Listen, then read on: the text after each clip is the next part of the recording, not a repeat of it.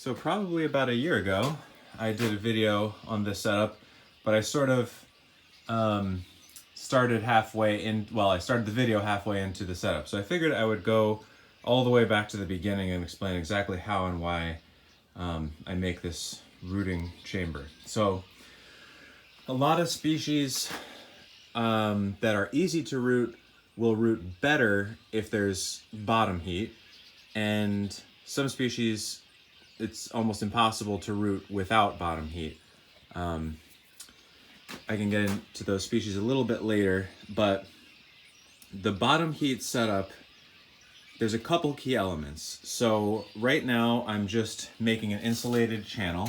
This little cooler used to be where we just kept tomatoes. We would have an air conditioner and keep this room at about 50. In the summer,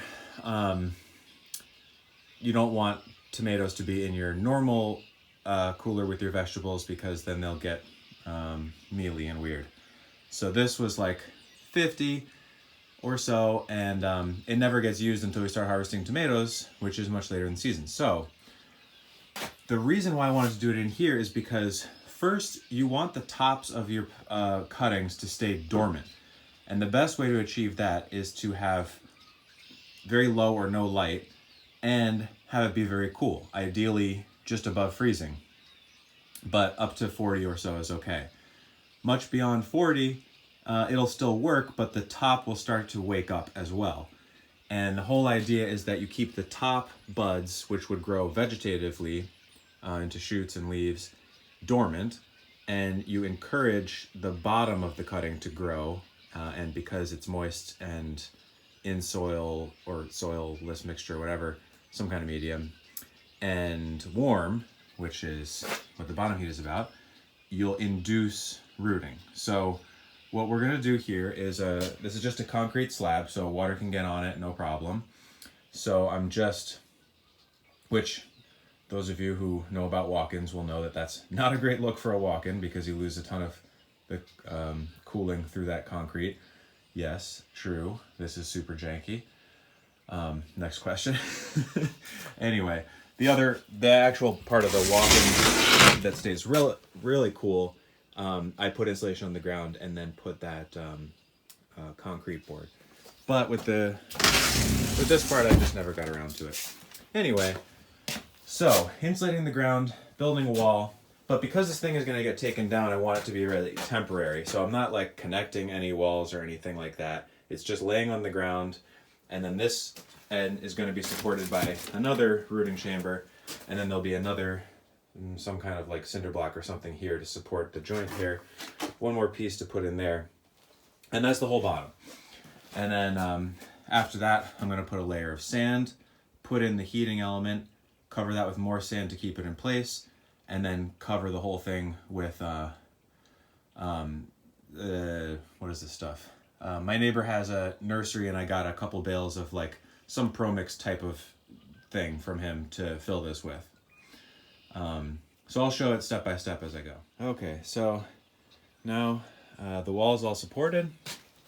Not like it's going to be bearing that much weight, but then I've got about an inch or so of sand on the bottom, evenly spread out. Now I'm gonna put in the heating element. Okay, so I just completed the part that is most annoying to me. A little trick is to plug the heating element in while you're working with it, because it's cold where I am, and the plastic gets more rigid when it's cold. So if you heat it up, it's nice and loose to work with, and it can lay down in the sand.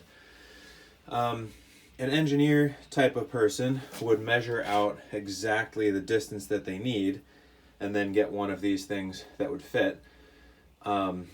This cable says that you're not supposed to have it closer than an inch to itself. If the wires cross and are touching, that could be dangerous. Too much heat can generate there, and it could melt the plastic and short it out. This type of heat tape is crazy. It's literally just a loop. Instead of being, like the normal heat tape that you wrap around a pipe is a line, and it's actually a loop inside, but what you're dealing with is a long single piece. This is an actual loop. you can see there, it goes out and in on respective sides, so the current just flows through this whole thing like a light bulb. Anyway, it's annoying to lay it out, and there's some spaces that are more than an inch, some spaces that are less than an inch, but it's not a problem. There will be more than enough heat for my purposes. So, you know, it could be a little bit more scientific and exact, but you just, you know, I had a little bit extra in the middle there, so you can see that I just made it wavier without getting too much closer than an inch to make it all fit in. So now I'm going to gently cover this with a little bit more sand, and then put the mix in, and then we're ready to root. All right, so it is finished. That is a bale of Pro Mix. Like I said, my neighbor gets like 30 pallets of those every spring, and he always has a few left over from last year, and he likes to just use the new stuff. So he gives me these like for 15 bucks or something. So if I didn't have that deal literally actually next door to my house, I might consider using straight perlite, super finely shredded wood products. Like there's something called hydrofiber, which is basically just super finely shredded wood. What you're looking for is almost completely airing towards the side of drainage. You don't need any fertility.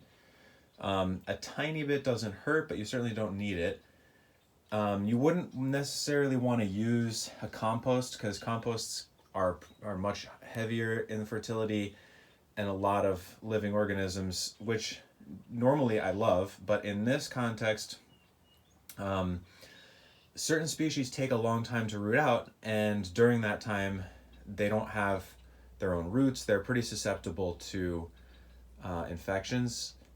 So, I mean, I don't know about pretty susceptible. Like if you put in black currants, 99% of them will just root out and it'll be fine. But something that's more difficult, like blueberries, which may take 2 or 3 months to root out, which is a really long time, those I have rotted many of those before they get to root.